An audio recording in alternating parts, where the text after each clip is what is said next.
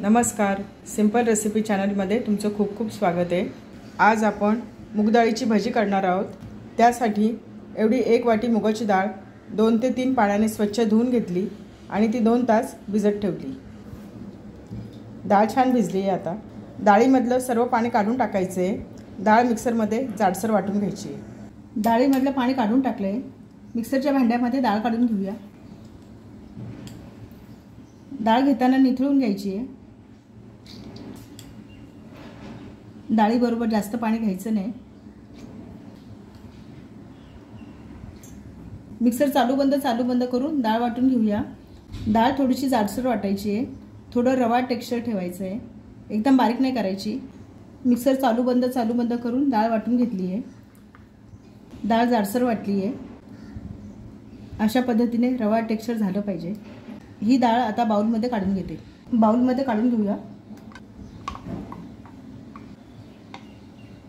अशाच पद्धतीने उरलेली डाळ मी वाटून घेते। उरलेली डाळ वाटून घेतली आहे। बाउलमध्ये काढून घेऊया।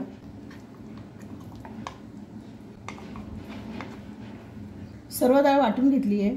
1 ते 2 मिनिटं चमच्याने डाळ फेटून घेऊया, म्हणजे डाळ छान हलकी होते, भजी छान जाळीदार होतात। अशा पद्धतीने 2 ते 3 मिनिटं डाळ फेटून घेऊया।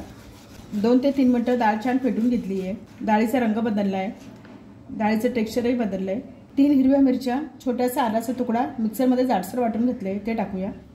मिरच्या तुम्ही तुमच्या आवडीनुसार टाका। 7 ते 8 काळी मिरी जाडसर कुटून घेतली आहे, ती टाकूया। याच्यामुळे भज्यांची चव खूप छान लागते। 2 चिमूट हिंग, चवीनुसार मीठ, थोडीशी बारीक चिरलेली कोथिंबीर। सर्व मिक्स करून घेऊया। सर्व छान मिक्स करून घेतले। भजी छान जाळीदार होण्यासाठी 2 चिमूट खायचा सोडा टाकूया। सर्व मिक्स करून घेऊया। कढईमध्ये भजी तळण्यासाठी तेल तापत ठेवले, भजी तळून घेऊया। हाताला थोडंसं पाणी लावून घ्यायचंय। अशा पद्धतीने भजी टाकायची। जर तुमच्याकडनं हे पीठ पातळ झालं तर 1 चमचा तांदळाचं पीठ टाकून सर्व मिक्स करून घ्यायचंय आणि भजी तळायची। गॅसवर कढईमध्ये भजी तळण्यासाठी तेल तापत ठेवले, याच्यासाठी तेल मध्यम तापून घ्यायचंय। तेल गरम झालंय, भजी टाकूया। हाताला थोडंसं पाणी लावून घ्यायचंय, भजी टाकूया। अशा पद्धतीने भजी टाकायची आहे। भजी टाकताना गॅस कमी ठेवायचा आहे।